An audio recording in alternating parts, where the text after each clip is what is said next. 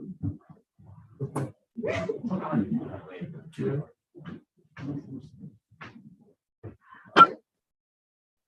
evening.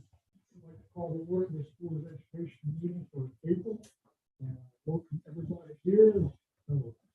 Full house, some standing out in the wings. So good to see everyone. The first thing will be the approval of the agenda. And I forgot to say the time is 6 o'clock. Approval of the agenda, you've all seen that. And recommended action is to approve the agenda as presented. This is Sarah said, I will be accepting the agenda as presented. Then moved and second to accept the agenda as presented. All in favor, say aye. Aye. Opposed? Motion carries 4-0. Okay, let's finish the pledge. I pledge allegiance to the flag of the United States of America and to the republic which stands one nation under God, indivisible, with liberty and justice for all. Let's take a moment of silence, please.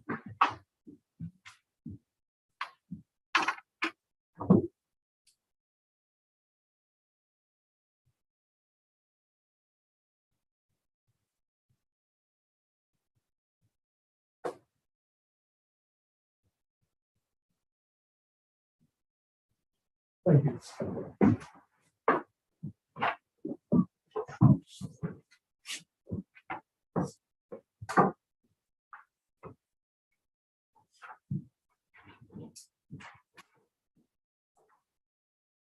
Item number 4 is approval of minutes for board meeting on March the 21st, 2022. And Mr. Benson, one of our presidents, cannot vote on the motion. It's an action item for approval of the minutes for March the 21st. This is Kimberly Hopkins. Members that we approved for March 21st, 22 board meeting. This is their Saturday, our second. Been moved and seconded to approve the minutes for the board meeting on March the 21st, 2022. All in favor, say aye. Aye. Opposed? Motion carries 3-0. Item number 5 is public participation. After checking with Mrs. Anthony, we have no public participation. We'll move on to reports and presentations. The first presentation will be awards for basketball and community support, and Dr. Nicholas and myself will take care of that. All right, thank you. Good evening. So this evening, we're actually going to recognize some of our community partners and some of our athletes and students at our high school for some of their accomplishments. But I'm going to start with our community, and we're going to start with the Bellies and Jeff Pruitt. Are you, Jeff, if you don't mind coming up? But what, and what the Bellies was able to do for us was provide some pre-game breakfast for our state quarterfinal game. And I know that our athletic director, Mr. Quillen, had a lot to do in organizing this and setting it up. So I do want to thank you. No worries.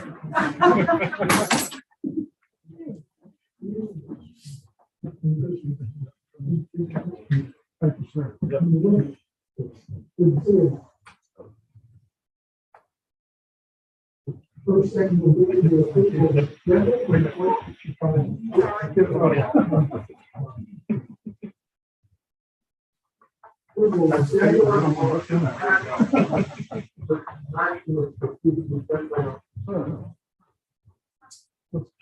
It's the live stream. The sound was on. The next award we have is actually for Sherry Butler, and this is from to Sherry Butler. This really goes out to our nutrition staff across the district.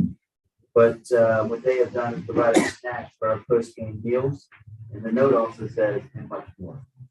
So thank you very much.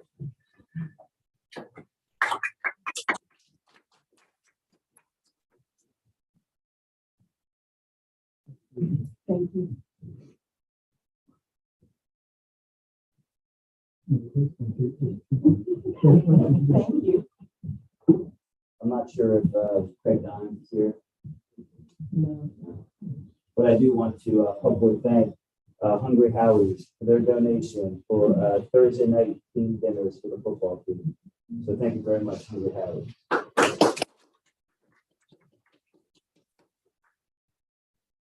Another organization, community partner of ours would be Chick-fil-A, and they actually sponsored a battle. It was Seaford against Sussex Tech, which of course Seaford came on top in that fundraising battle.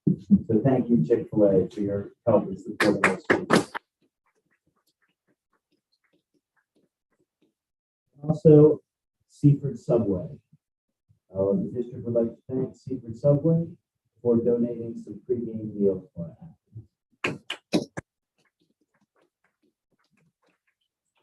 They were our community partners. Now we're actually going to get into some of our athletes. And I think a lot of our athletes are actually playing games today. So we are going to publicly recognize them. And the first one is for our wrestling team. We have Anthony Andrews. He was 4th place all conference and 4th place at the state wrestling tournament as an 8th grader. That's really great. So we're gonna Sean Martinez, 6th place at conference.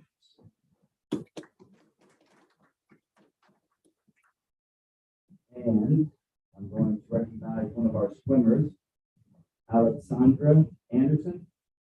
How do I do? You okay with that name? Yeah. Alex. Alex, all right. Giving a recognition for him open all conference state qualifier in swimming. Congratulations.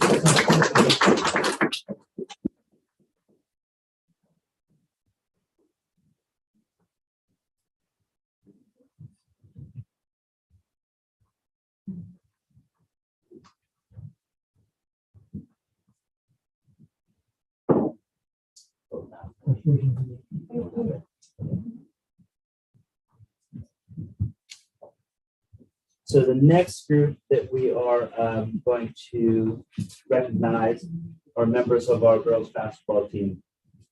And we're recognizing them because the girls basketball team qualified for the state tournament. So that's really impressive. And I know from my experience in sports in Seaford, I used to go to the girls basketball games the last few years. And the team that I saw before this year was very good, really, really impressive. And if I'm correct, the majority of our players were freshmen and sophomores. So it sounds like to me, Coach Quillen, our future, was pretty right, doesn't it? Absolutely. Right. So I'm not sure who's with us tonight, but I am going to announce the names of our athletes. And if you are here, you can come on up with Mr. Cohen. So Ayana Bennett, Kenya Benson,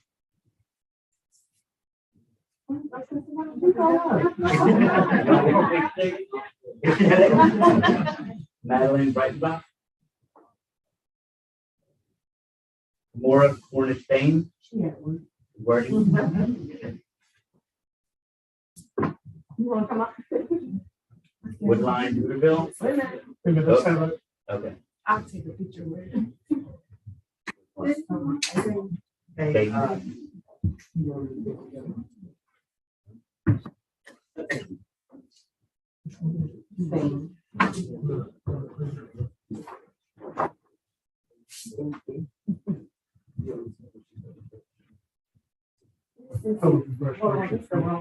sorry.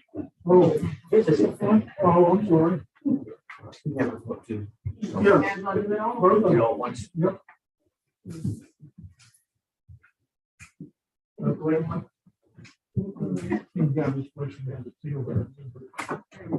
Congratulations.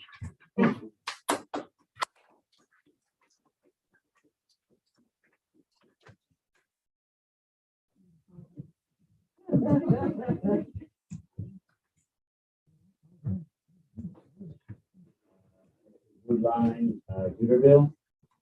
Gordon Evans, I think is playing football. Carmi Eugene Baptiste. Paris Penn. Buddy Ramirez Garcia, Lydia Thomas,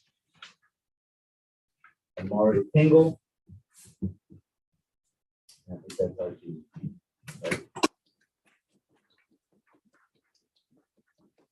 Right. Also, not only were they on the team, but they also, just to talk about some of their accomplishments, Ayana Bennett was honorable mention all conference basketball. Kamara Thomas Bain, first team Hamilton South basketball. Amari Tingle, first team Hamilton South basketball, and also honorable mention all state. So we have a lot of our athletes, not only our teammates tournament, a lot of our basketball players, our female basketball players, made all state honors and all conference honors.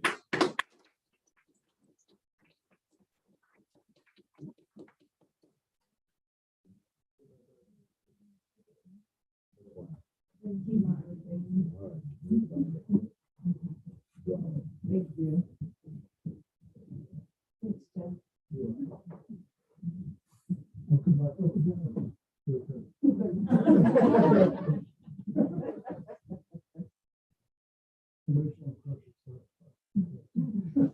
Dr. Giraldo, anybody, any other boys basketball player? No.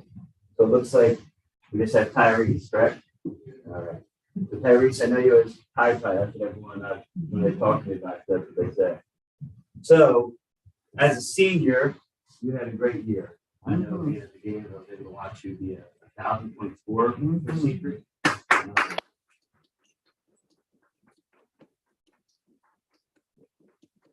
You made everyone nervous when you went down there in that game with your knee.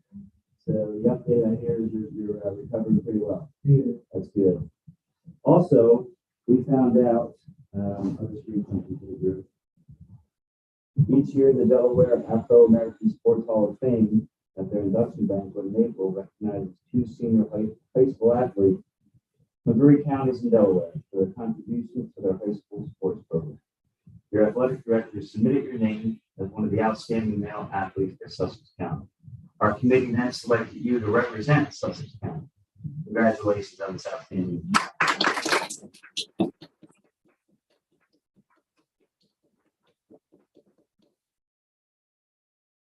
So, Tyrese, I'm going to have you come on up.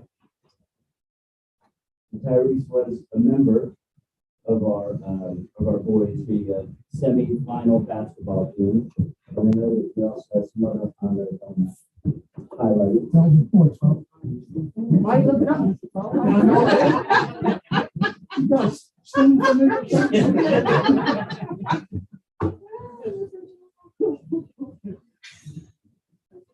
There we go. And also Tyrese, you were 3rd team All-State basketball, 1st team in Logan South basketball, and you were also a Gatorade Player of the Year nominee.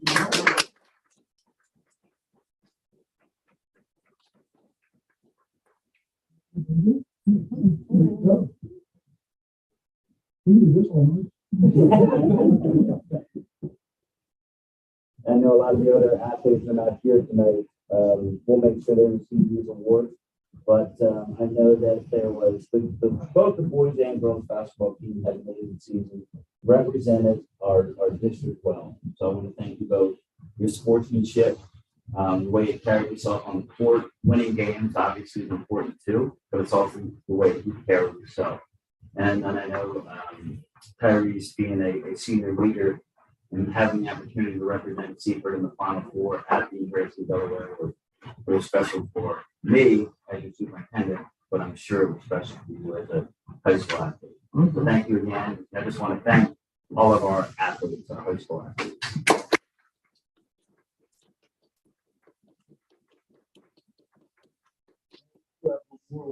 Dr. Horsey, if you can help me out with this one.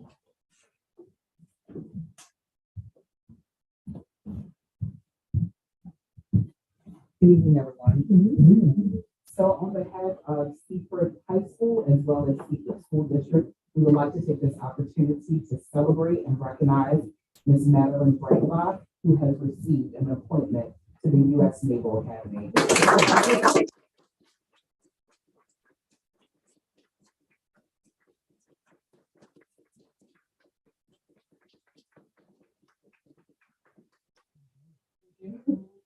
And so we celebrate her today on behalf of her father, who's also a secret school district employee. All right.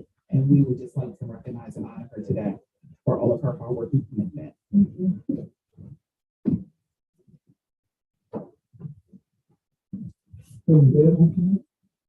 Come on, Dan. Come on. Get in this picture. Well, Dad. That's right. You know what? You represent already.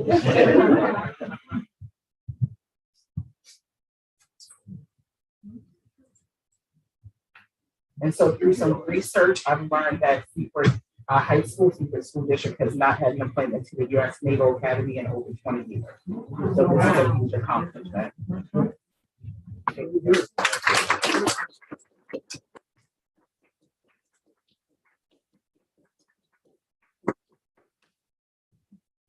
That's all.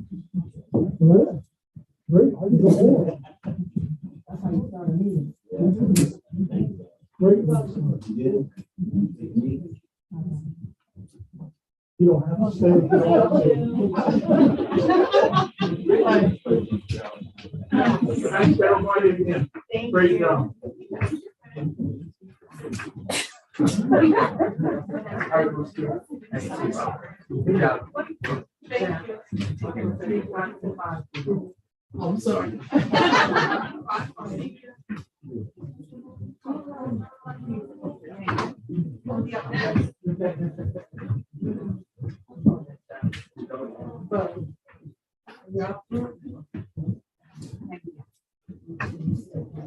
Thank you. Thank you. All right, on the reports and presentations, the next one is 6.02, the superintendent communications, some updates about the district. I'll turn it over to Dr. Nick. All right. Well, that was exciting, being able to honor everyone. It is challenging going through all the certificates, but I think we figured that out. We do have some other really great highlights I do want to share with the board. We found out probably about 2 weeks ago now that one of our assistant principals, Ms. Chandra Phillips, who's the assistant principal at Central Elementary, was named Delaware's assistant principal of the year.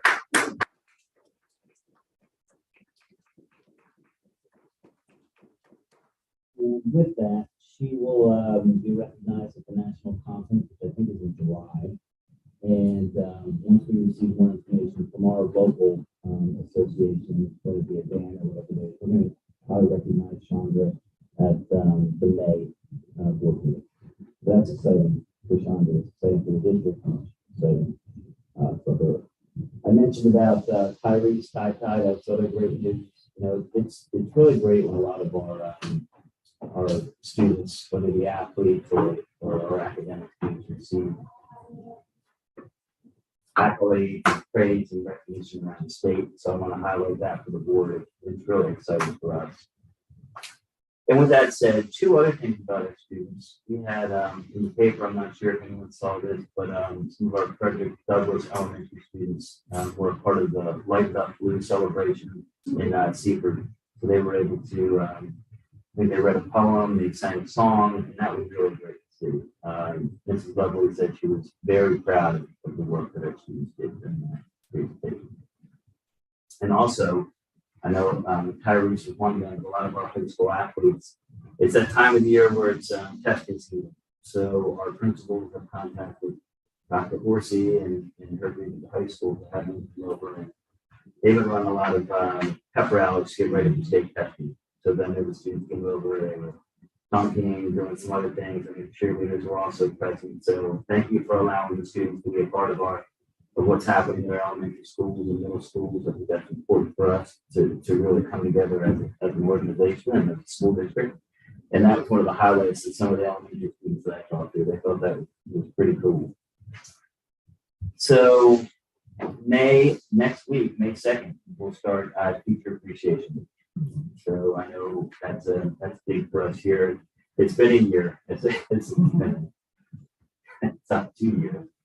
But everyone knows that, our teachers have been through a lot, our administrators have been through a lot. It's time next year to really highlight them, celebrate them, And we're looking forward to a great week next week. Tomorrow night at the high school, we're hosting a Spanish immersion night where Dr. Corsi has invited over our current 8th grade Spanish immersion students. And starting at 6, they're going to learn more about the high school. And it seemed like the big draw from that hearing is a taco bar. No pressure. Yeah. Yes, it's Taco Tuesday. Yeah, so that's the buzz. So we're excited about that. So that's the update then. Very good. Thank you, sir. 6.03 is board communications. I have couple things, 3 things actually, to make the bring to the attention of the board. First, I just want to mention to you that Mrs. Hopkins, myself, and Dr. Nicholas attended the SBA convention in Southern California a couple of weeks ago. And it was a very beneficial and good to see everybody face to face. I mean, that's just the first time in 2 years that we were able to have this in person. I mean, we've been sitting behind a computer for the last 2 years attending this type of thing. And of course, I also attended, went down a bit early to attend the delegate assembly for SBA. And I will say that it was a little light on attendance there, but we also have about 10 states that are not actually part of us at the moment because of an issue that came about several months ago. But hopefully all that and the new director and everything, things seem to be running smoothly. But the big thing out there, go to these conventions, to me, and I think Mrs. Hopkins can say the same thing, probably Dr. Nicholas, is talking to all the other board members across the country and seeing what they're doing and how they're doing things and so forth. I went into one gentleman, young man, he was only 19 years old. He was on the school board. And of course, he had a lot of questions, but that's good. That's true. And there was one class that I attended was on student representation. There was some young people there for that workshop that I attended. But like I said, all the workshops were good and everything went smoothly. We had a safe trip and we enjoyed it, I think. So I just want to bring that to your attention. And we're looking for next year to go to Orlando. Next year.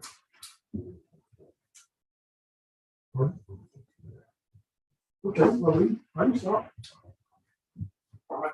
I'll just mark my spot here.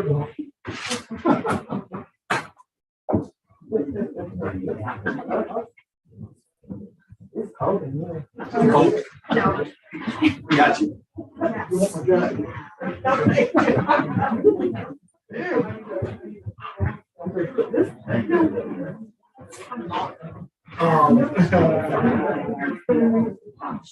Put the TV on the time.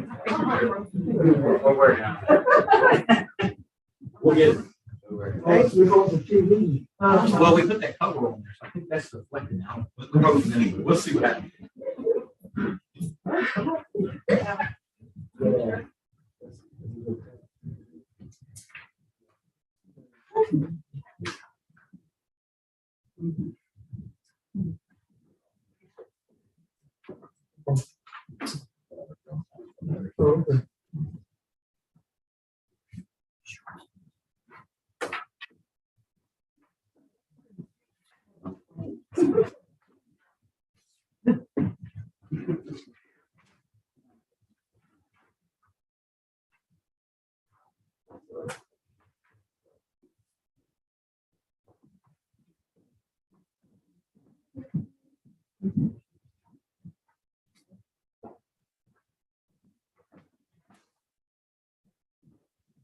This is Cody Ramirez, and this is my mom. How you doing? Come on in.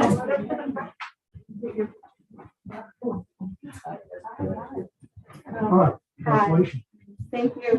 So on behalf of the district, I just want to recognize you for the work you've done on the girls basketball team this year. I'm making the state tournament, so congratulations. Thank you.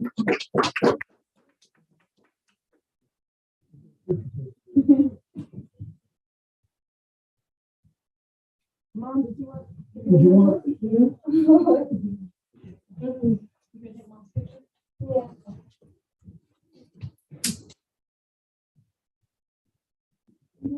I'm just like,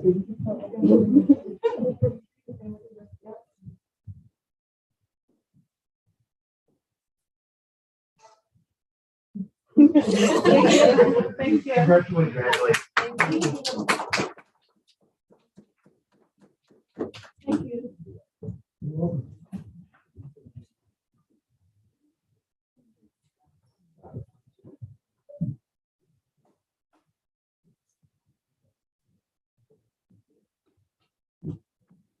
All right, the second item I want to bring to the board's attention is it's that time of year again, April, when we have to do the school board self-evaluation. I gave you a hard copy in the folders there, which is the BAA policy, which mandates that we should do this annually, sets our own effectiveness of the school board. And then the regulations, which specify some of when this happens. As I said, it happens in April. At the April board meeting is when I present the information about the self-evaluation. And then in May, in the May board meeting, I will report back to the board on the answers and how everything tallied up and compare, and also compare it to last year, autograph, like the thing.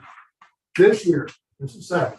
Mr. Toller, I gotta take my mask down because I'm so proud of me.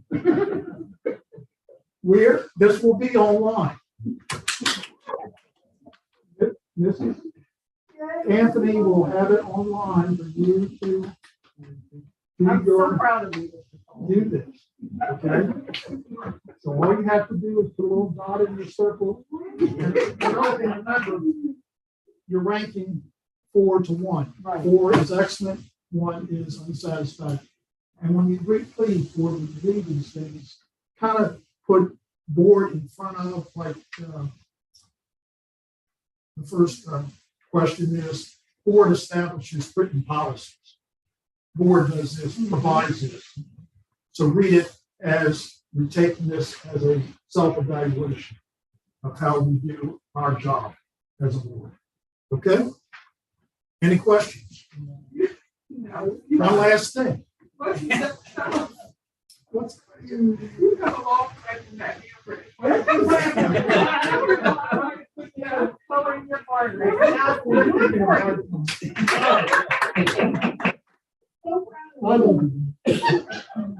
one other thing.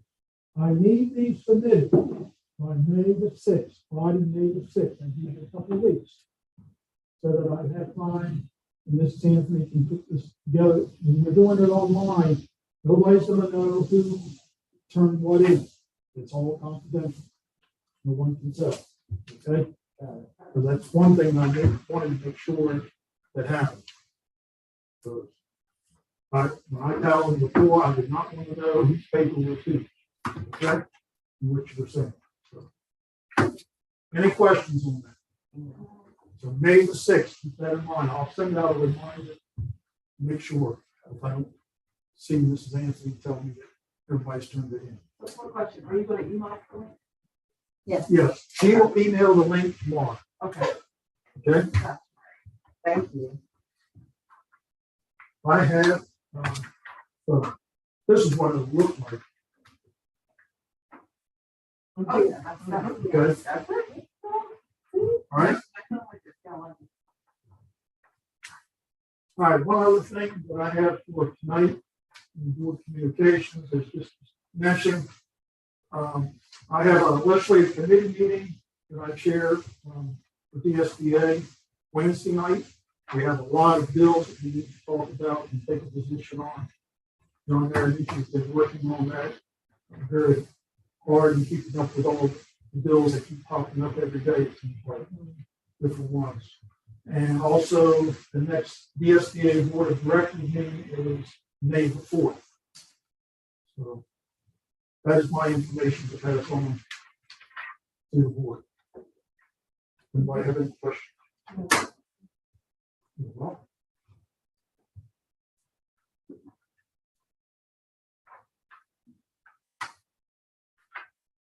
All right, 6.04, next presentation is high school English language arts. And I will turn the floor over to Mrs. Hyden. Thank you. Lee? Good evening.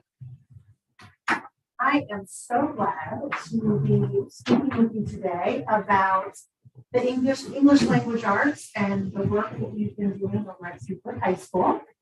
But first I want to start off with the goal here. And if you were at last month's meeting, you might notice that this is the same goal which we use at middle school for our literacy program at the middle school. And that's because it was very intentional to create coherence and vertical alignment and consistency in all of our schools. And this is actually a goal that we have for the literacy program across all of our schools. And I'd also like to point out that one of the highlights of the school is that it's really focused on leadership, because we believe that school leaders need to be instructional leaders, and they have the greatest impact on setting the tone for rigor in their schools, and that our school leaders need to not only be advocates for the students, but also supporters for the teachers, for professional learning and ensuring that everyone has the tools so that students can do their job and have to learn.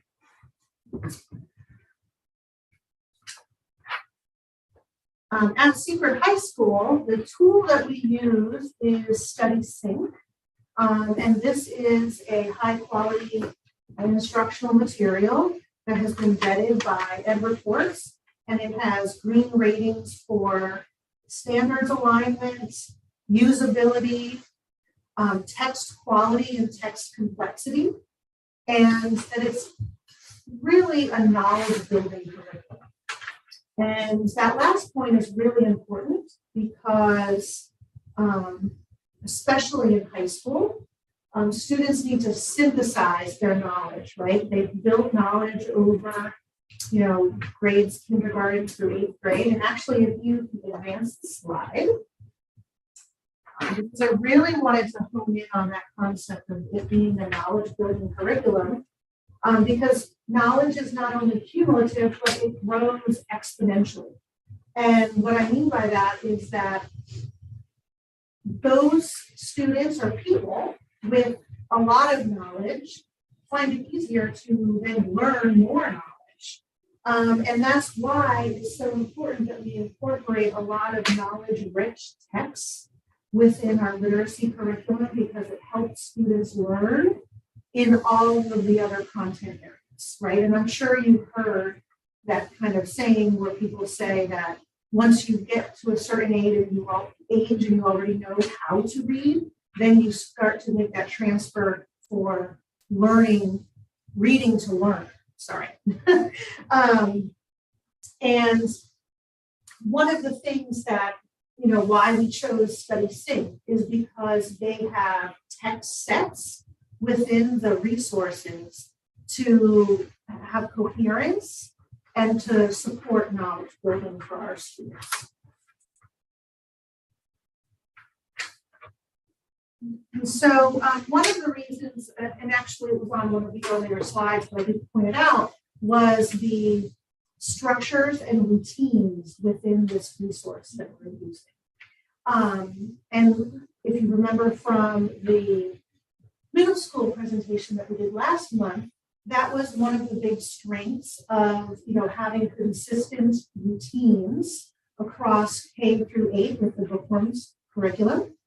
And a lot of those same routines and structures are also included in the Study Sync resource. And close reading is one of those strategies that's in the toolbox for teachers to use. And it's really important because This strategy allows and enables students to read texts that are above grade level. And that's a really critical skill. And students in Seaford practice close reading every day as part of our literacy curriculum K-8. And so it only makes sense that we would continue using that skill in high school so that we can keep advancing students' ability to read hard things. Another reason that close reading is really important is because it's a college and career ready skill. Any student or any person has to read things that are challenging, even if you're just reading the steps on how to put something together. It's often at a lexical level that is above what we read every day, like in the newspaper. Or if you go to college and the expectation is that you're going to read things that are hard, scientific journals, college level textbooks, etc. And we need to arm our students with the skills to be successful in that type of environment. And so by practicing this skill throughout high school, we're going to give them that tool so that they can be successful. And this is the next slide is really just a graphic representation of what close reading looks like. And it's really the process, because when I first heard of the term close reading, I didn't really quite know what it meant. And it's really just reading and then going back and rereading, talking and discussing what you're reading, because through that collaborative process, iterative process of reading a little bit, going back and looking at it again, that is how you glean comprehension from the text.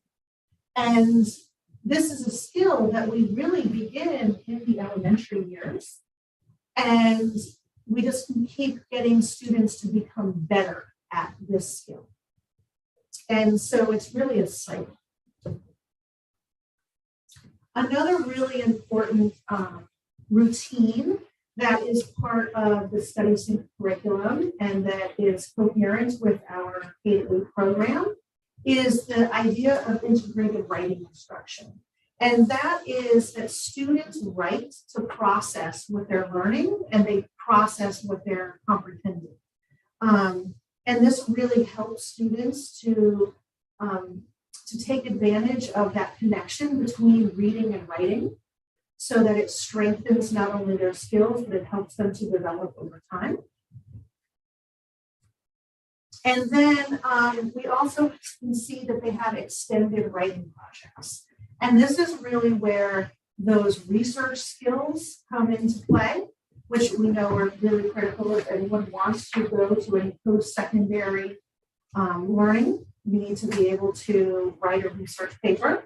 But it also helps students to synthesize ideas across texts for the unit, right? And so if they're reading one text and then they might find similar ideas and they can synthesize them across text, which is also a really important skill. And then finally, this is really important because our community here is a really diverse learning community of Seaford. We have students that come from all different entry points, students with disabilities. We have a very multi-literate, multilingual community in Seaford. And so we need to have accessibility features that's going to invite and include all of those students so that they're able to participate fully in our literacy program. And there's a lot of accessibility features built into the Tier 1 instruction to support our students. Just for example, there are, if there's a text to support English learners, there might be the same text, but in not only multiple languages, but also multiple levels, because they're developing their English language literacy. So they might not be able to access the super high rigorous lexical level because they're still developing their English language skills. And so they have multiple levels of text for those kinds of students. Or In the digital version, there are features where if they hover over a word, a glossary will pop up, and that's another support. And they have audio features and lots of accessibility features within this resource, which is really nice because that's something that teachers really need. And then we'll come to the professional learning goals. I wanted to end this that in our learning community, not only are the students learners and our administrators are learners, but also our teachers are learning and practicing their craft. And I wanted to point out here that these goals, if you notice, they're going to be the same as what we had for our middle school. And actually, these are the same goals that we have K-12 for our educators in professional learning, because we really want to support defined roles, coherency, and clear expectations for everyone. And actually, at this point, I would like to invite Dr. Forsey to kind of talk a little bit about the professional learning, because she is the leader at her building and she's really the one directly supervising and observing the teachers in these professional learning cycles. Is it okay to stand right here? Sure.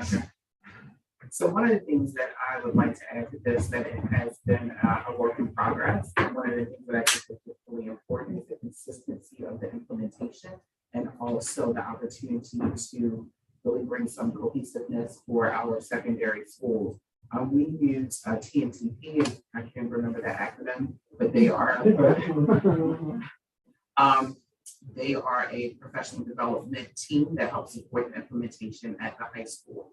And so it has been a learning curve, but also an opportunity to really dig into why students need this opportunity to expand their learning, and also an opportunity for us to really look at data. And one of the things to be very transparent, going to the UVA process and looking around how that data helps to support that. So when the district has those DEI days, this all really is simplifiable when we think about formative assessment, working with students after being out for 2 years on material that is grade level material, and really trying to support around that.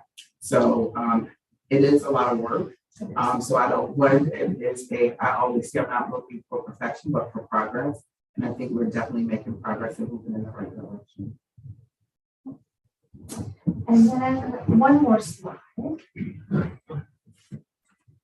This is just kind of showing, these are some of the tools that we use in collaboration with TNTP to help and support teachers, right? And so this is really where Dr. Forsey, she's so humble, but she's the one who's leading this work and really working, and either directly or indirectly, right? You know, she has people on her team, but she's really leading this work. And so I just want to thank you, Dr. Forsey. And I don't know if you have anything else to add. I was just going to say, like, it's a team. Like, it's not like a one army. It's several people. Like, we're all a part of that work. From our instructional coach, our assistant, our associate principals, the teachers in the ELA department, Kelly, along with James. So it really is. And even from the work in the beginning of VA, where Sharon was there. So it is a team effort. And I'll give Dr. Nichols a shout out because data driven, but Paul Branford is just really helps to drive this work. And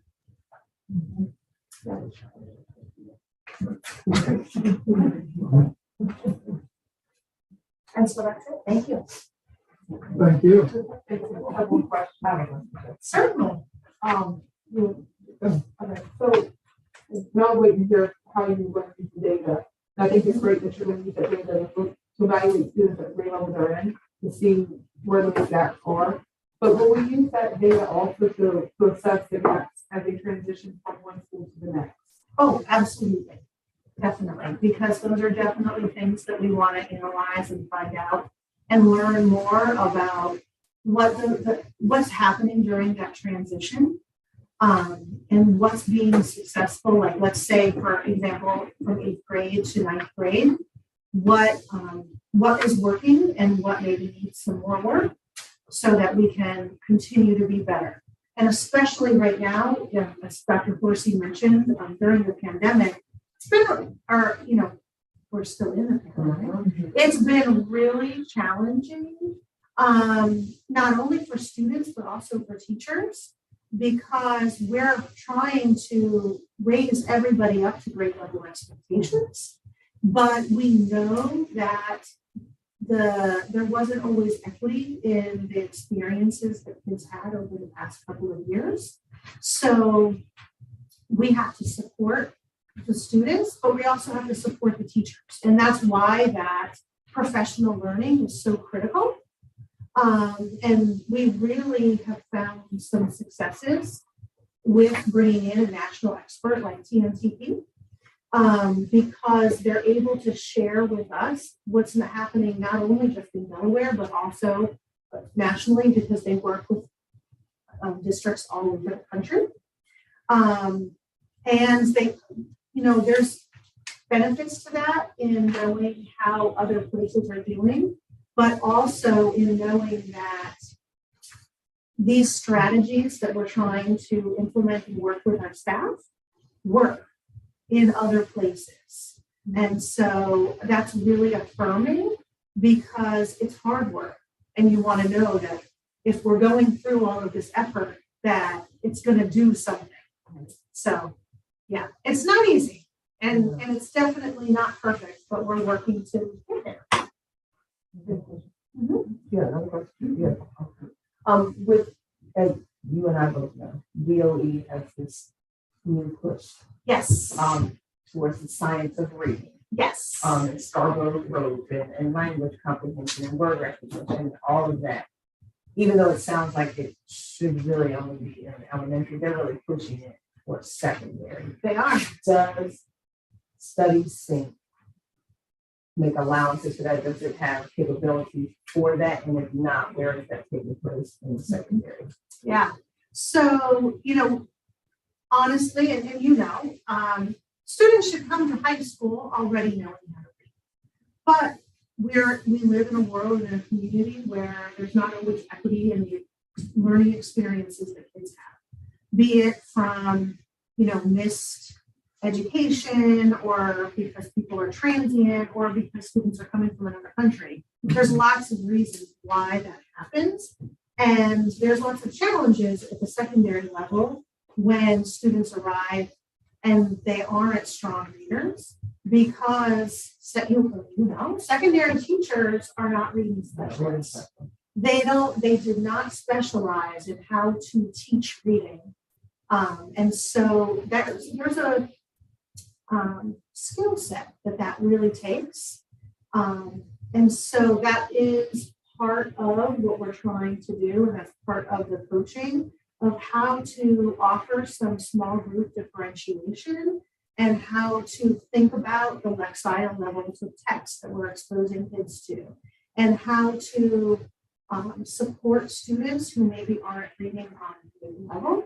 And that's part of not only just the tier 1 routines within Study Sync, like close reading strategies or some of the accessibility features that they have, but also if we're in some special circumstances with, hopefully it's a very small portion of the student body, but we do provide some professional learning, some other resources and other tools when that does come up. And thankfully we have the capacity within our district of other, maybe people not right at the high school, but external at the district level or at other schools. We help each other, and we really do. We've got a great reading team in Seaford, and so when those circumstances have come up, we try to problem solve. Yeah. Great, thank you. Thank you. Thank you, Mrs. Hagman and Dr. Ricky. Thank you. Great presentation. And the high school English language arts. All right, 6.05 is visitor management system. I will turn the floor over to Mr. Simmons. So visitor management, or what some people might know as Easy Lobby, is a system that we are using through Advantech, which is our security system that we use here in the district for everything. It came about as a House Bill 49, which was basically a school safety act that was put in a couple of years ago, that any projects or things being improved on in the buildings, they all had to kind of fit this model or this checklist of things that we have in the district. And so because of that, COVID's kind of put this project on hold a little bit. So we're kind of dusting it off and getting it back out. So it's been here, we've had it, but we've not really actually been using or implementing it until this recently. So because of that, this system actually gives us knowledge of who is in our building at every specific minute, hour, and it keeps a log of that. So the system itself is really something visual that you can see of who's in the building and where are they and who are they assigned to. Not necessarily your teachers, but your visitors in this piece, or your staff members, should I say. And so what we've done is we've gotten everybody trained on this. Everybody has seen the process of how we're going to do this. We've left it up to some schools individually to come up with their own kind of little side process, because what they do at the K2 might be very different than what they would do at the high school level.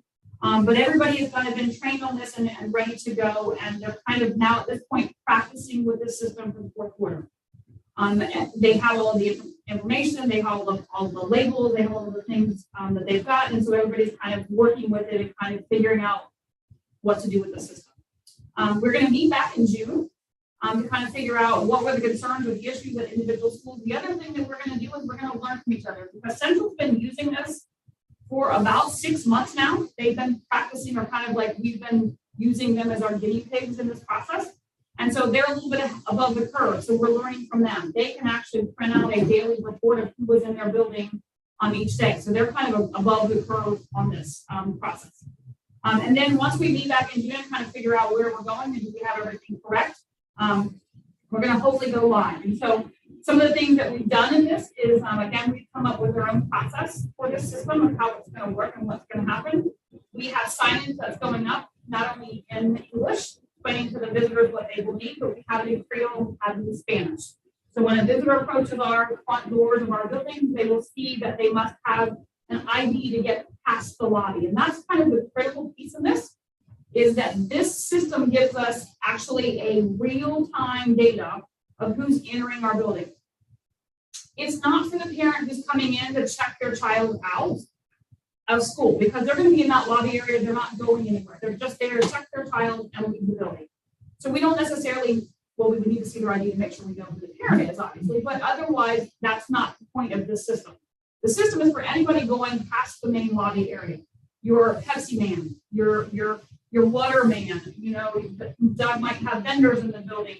The visitor, parent, mom going to the IEP meeting. So anybody who's gaining access past that lobby, that is what the system is for. So we can kind of keep a track of who's in the building, or if and when we have an emergency.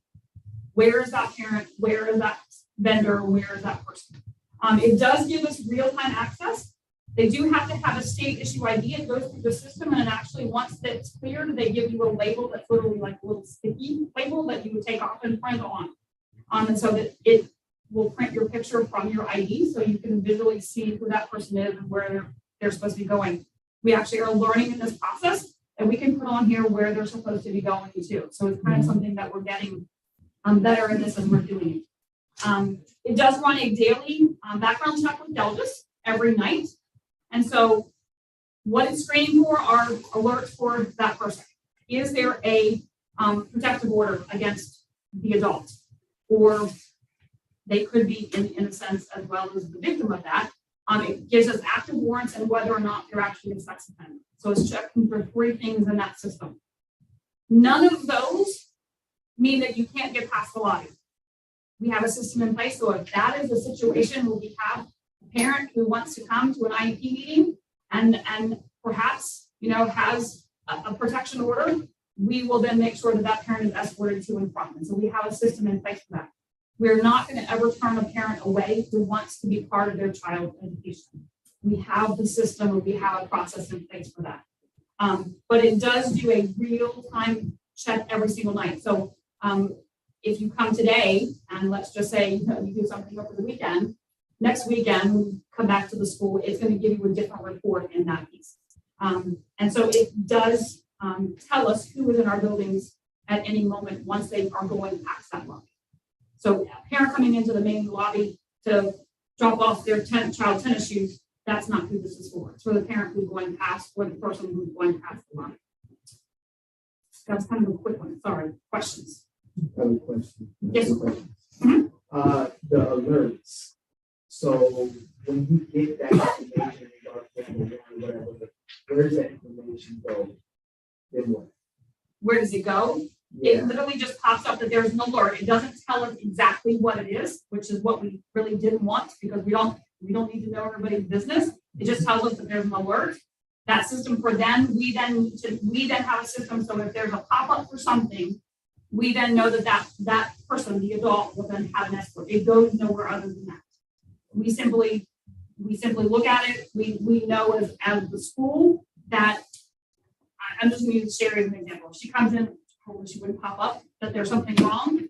We're going to give Sherry her sticky. We're going to send Sherry on her way, but Sherry's going to have an escort in the building. So we're never going to leave Sherry in the building by herself at any point.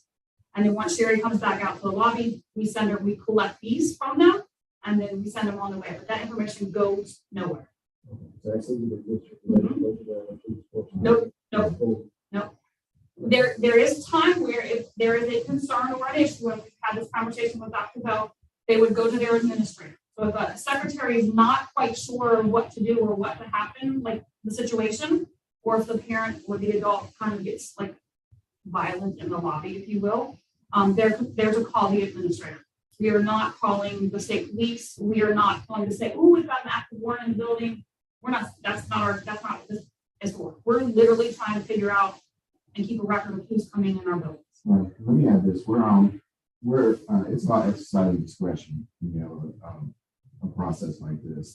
The idea is not to have someone come in. That's absolutely not.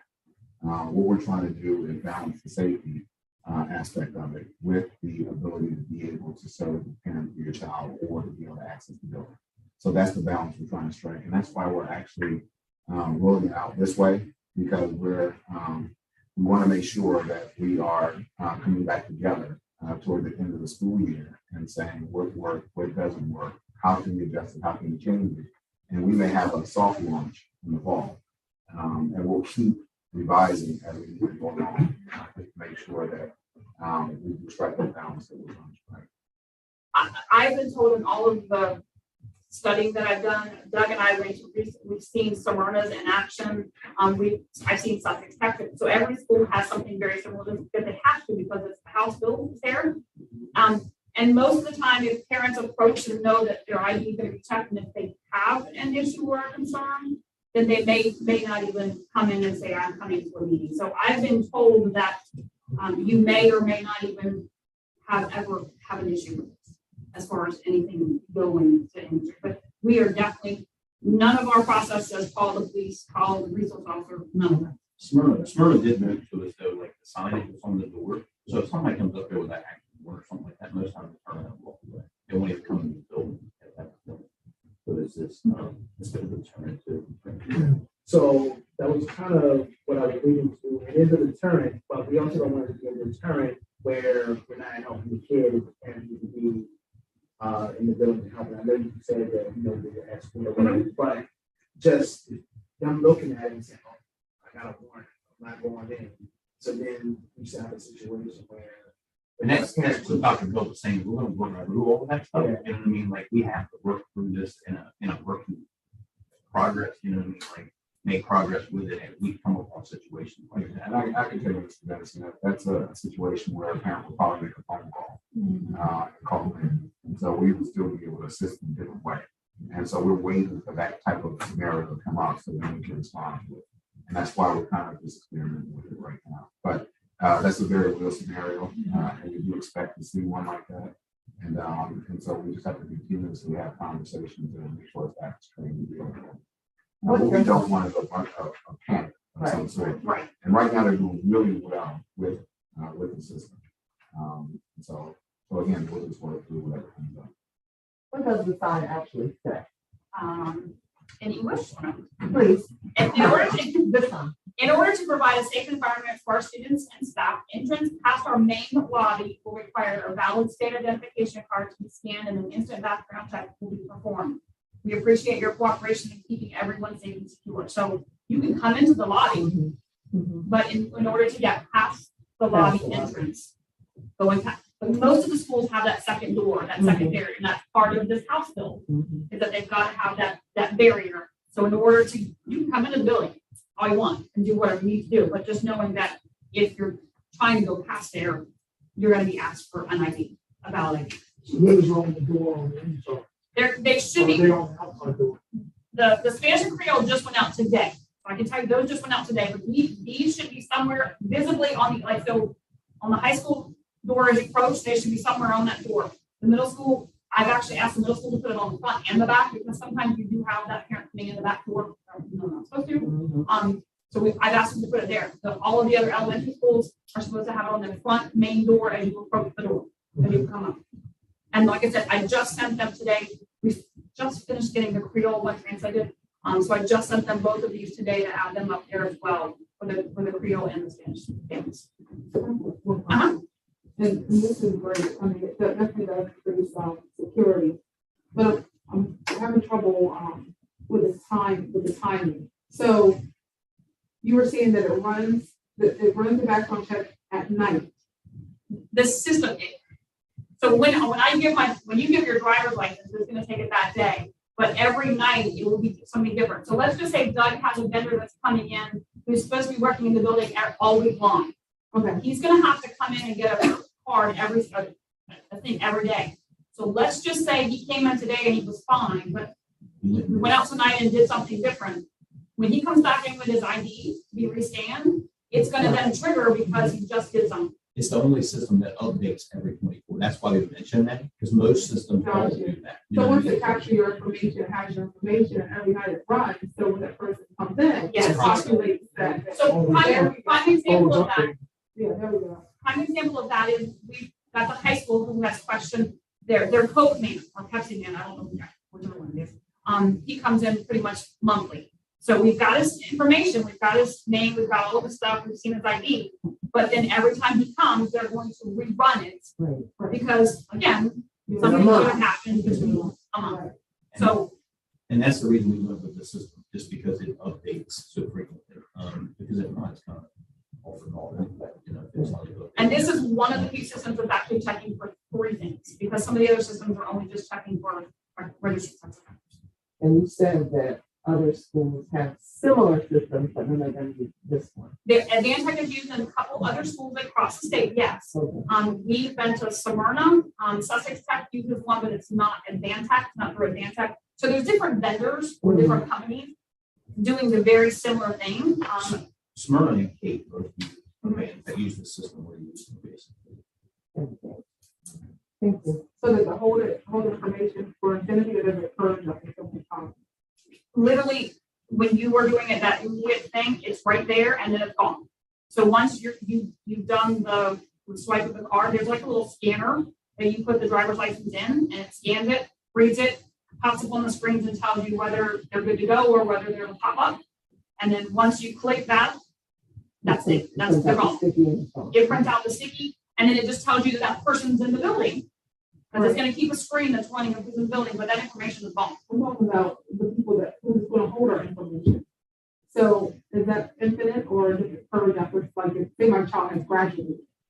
I would imagine we can probably purge it. I'm not asked that question, but we can certainly ask that question of that. The system would be crashed and everything. How do we got to graduate? Yeah. We can certainly ask that.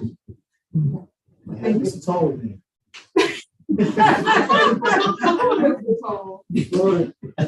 Thank you. And like I said, we're learning. It's a process. We're still learning this, and some schools have been doing it for quite some time. So, yeah. Thank you. Thank you, Mrs. Simmons. Dr. Phil, thank you. Oh, definitely. Yeah. All right, 6.06 is KGF and KGF-R wellness policy. I'll turn the floor over to Mr. Still. You'll find in your packet the ADF-R. This goes hand in hand with the wellness policy that I brought last month. That is the second reading tonight. This is kind of like bullet, and it just reflects the changes to that policy that the wellness committee has recommended. Just updates and lines. Yes. Regulations to the actual policy. Correct, yes. Any questions on that? I have. Thank you. Thank you, Mrs. Shirley. And we will be later in the action part, of course, approving the second reading of the wellness policy.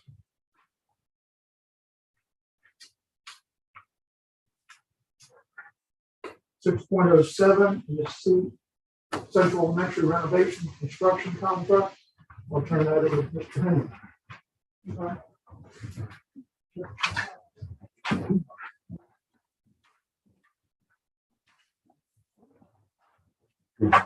Yeah.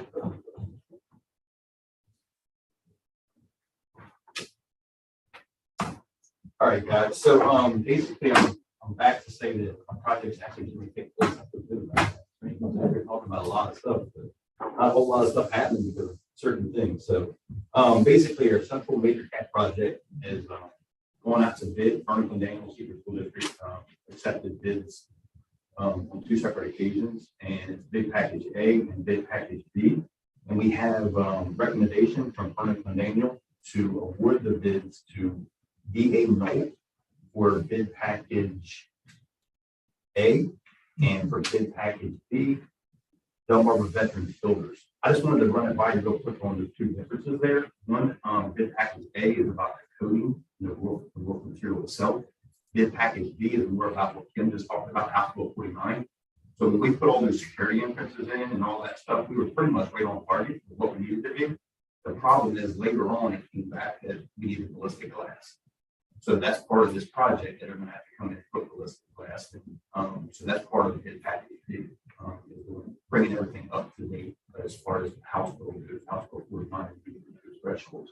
Thank goodness for the visitor management and all of the other stuff that we've done with our security money in the last few years allowed us to be up to date with all that stuff. So that's part of it. The other part is addressing some of the outside coping issues so that the capstones, as you see on the old buildings, the old Mr. Coleman, the capstone at the top of the roof, or the water joints and stuff like that. So basically, we're wrapping those in metal. That's the way that, that we don't have any maintenance later on. It lasts basically forever after that. And that's a lot, and believe it or not, that's where we get a lot of leaks from. Blowing rain, especially if you got hard blowing rain, it comes through the water joints. It's not actually, we have on those people. yes. Yeah, it's not. It's actually not coming through the masonry at that point. It's a shield on top of it. So, but basically, I would like to recommend what Farmington Daniels recommended to the board to move forward with Delmarva Veterans Builders and DA Knight. Any questions? Thank you. Thank you, Mr. Henry. You're welcome. We will be voting on that later in our action part.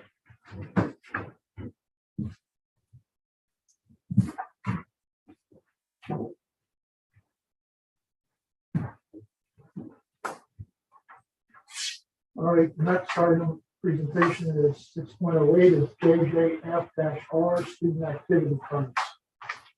That's regulations for the student activities. This is Brenna. Good evening. Good evening. So a few meetings ago, you passed and voted on changes to the policy JJF. So this is the corresponding regulation. It was last modified in 1986. We are once again reflecting that change from 1,000 to 2,000 in terms of the dollar threshold if there's going to be a senior class and specifically a class reunion.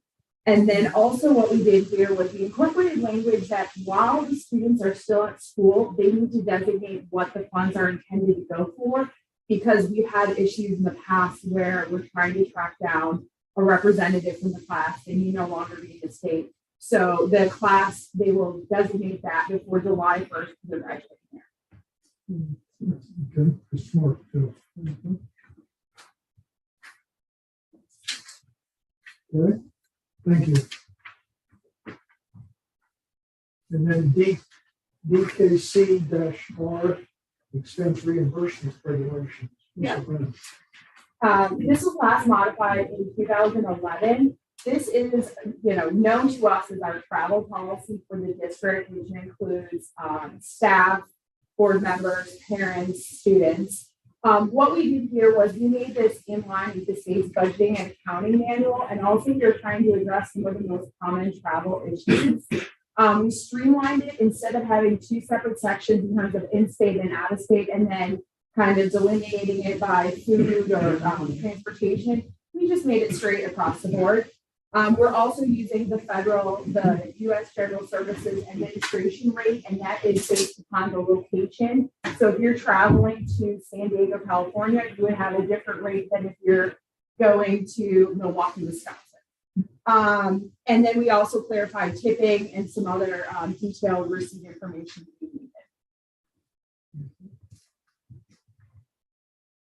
Those are based on what the cost of Living is, yes, living out there. yes. So we went through some of those. yes. We need some of these new regulations here. And that, it's $60 in New York City is going to go a lot differently than yes, Idaho or somewhere else. So we wanted it to be reflective of the zip code. Very good. Thank you.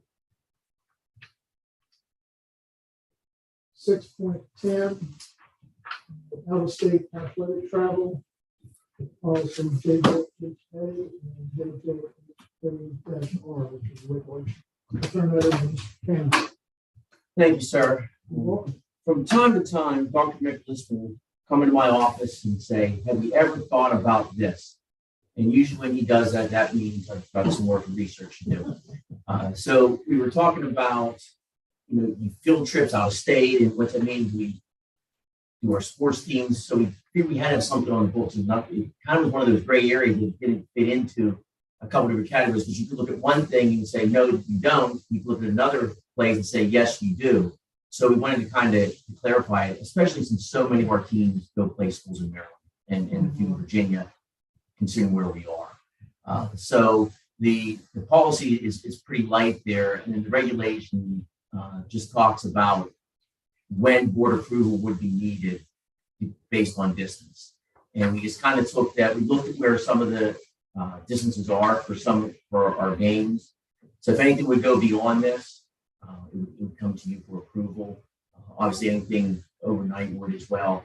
The biggest thing being, we're going to take a look at this, and if it ends up being where there's 6 or 7 things have to come to a year, we might be looking at the regulation increasing that distance. But right now, we feel comfortable with this number. It is a brand new policy, so that's why I'm bringing both the policy and the regulation to you.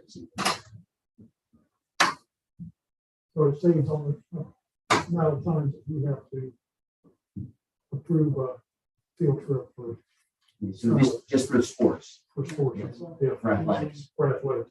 So also, this does not, if the athletes are staying overnight, that's automatically comes for us. Correct. And that's where we put that in the Automatic cross in Delaware. Correct, sir. Okay. All right. Yeah, just want to clarify that. Anything else? No.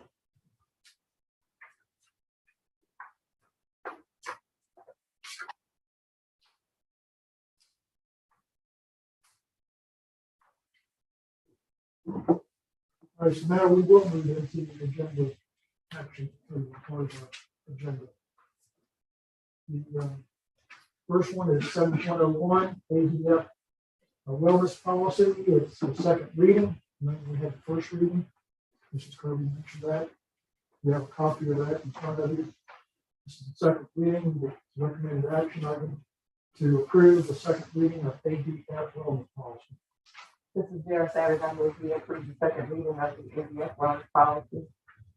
Seconds in a second. Been moved and seconded.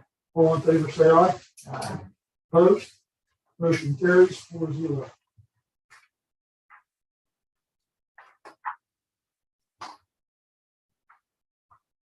JIHA, out-of-state athletic travel, that Mr. Cameron just talked about.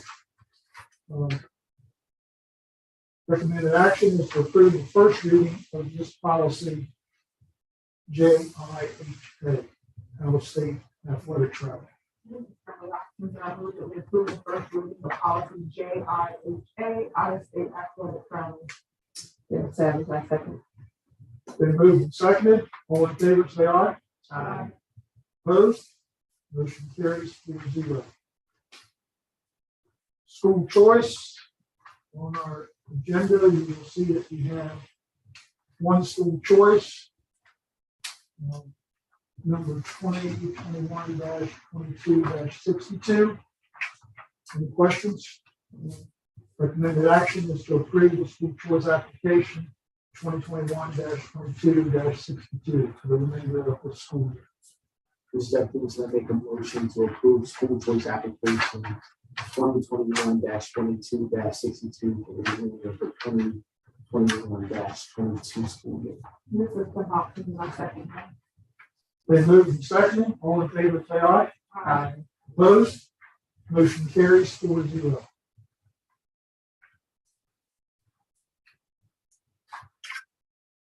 Seven point oh four is field trips. You have a field trip agenda. You will see 2 field trips on there, I believe. Does anybody have any questions on those? One is for 7th grade to Salisbury Zoo, and the other one is for the high school, JVG, to go to Dallas, Texas. Recommended action is to approve the field trip agenda as presented. Mr. Jeff Benson, I make a motion that we approve the field trip agenda as presented. Sarah Savage, my second. It's been moved and seconded. All in favor, say aye. Aye. Opposed? Motion carries 4-0. 7.05 is facilities request. We have none, so I'll move on. 7.06 is Central Elementary renovation construction contracts that Mr. Henry mentioned to us. It's recommended action to award the construction contracts for Central Elementary School renovations to DA Knoll Incorporated and Delmarva Veterans Village. This is Sarah Savage. I move the award construction contract for Central Elementary School renovations to be incorporated and Delmarva Veterans Village. This is the Hopkins, my second. It's been moved and seconded. All in favor, say aye. Aye. Opposed? Motion carries 4-0.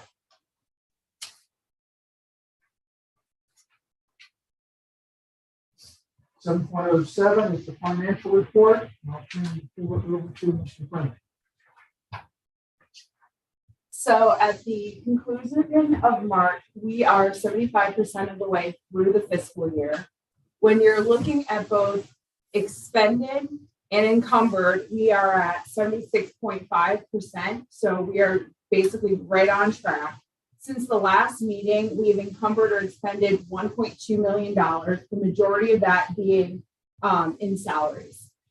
I will tell you on the local side, you'll see a lot of schools that have really been putting out purchase orders and everything, given the end of the fiscal year and kind of planning ahead. And then the other item I wanted to point out was in terms of local salaries, we have been able to recode some for COVID leave and also for opportunity funds. So those are tracking a little bit less than the 75%, but they're basically in line. In terms of our tax collection, we received an additional $27,000 in general expenses since our last meeting. So we're well above, we're at 101.5%. So that is very positive. We have not touched our set aside funds. And so then we'll go to our monthly revenue report. So in terms of state funds here, the main changes are in state transportation. We've received an additional $198,000 since the last meeting. There have been 3 or approved or in progress fuel adjustments, given the rates that we've seen increases. And we've also seen a little increase of about $36,000 in terms of unique alternatives. In terms of local funds, there was an increase of about $469,000, and this is across all tax areas. There have been small increases in preschool tuition and also facilities rentals, and there have been no changes in terms of federal funds. You want to go ahead and do the financial Sure. report? So, Position report. yeah, absolutely. So this document captures our costs and expenses up through the end of March, but it also is going to project out our personnel and non-personnel dollars through the end of the fiscal year. And so what we are looking at here is that we are going to have, given our additional tax revenue and also assuming our second payment in terms of senior property tax relief, we're going to end the year at about $1.5 million. And a lot of that is our $3.7 million between the reserve account and the local set aside. State funds, our plan is all of it will be spent out before the end of the year. You will not be reverting any money to the state. We will make sure that that is taken care of. Very good. Nope. Okay, thank you, Mr. Burns. 7.07 financial report, the recommended action to approve the monthly financial reports as presented. Mrs. Hopkins, I move that we approve the monthly financial report as presented. Sarah Savage, I second. Been moved and seconded, all in favor say aye. Aye. Opposed, motion carries 4-0. The financial position report, recommended action is to approve the financial position report as presented. Mrs. Hopkins, I move that we approve the financial position report as presented. This is Jeff Dixon, second. It's been moved and seconded, all in favor say aye. Aye. Opposed, motion carries 4-0. Long range agenda. There's a couple items on here. May the 2nd, which is right around the corner, this is the last week of April. And 1/3 of the year is gone, calendar year. May the 2nd through May the 6th is Teacher Appreciation Week. May the 4th is Blades Elementary Kindergarten Showcase at 6 p.m. in the middle school auditorium. And May the 10th is school board elections. And there are 2 people running. If you don't read the papers or saying there are 2 that are running for position on our school board. And that is May the 10th. That will be at the high school. And on May the 17th, we will be back in the boardroom here for our monthly meeting for May. And that starts at 6 o'clock. Anything else? Wednesday night, the National Honor Society induction at the high school. That's this Wednesday night? I just found out. I won't be able to make that. That's all right. So that's the 27th. Correct.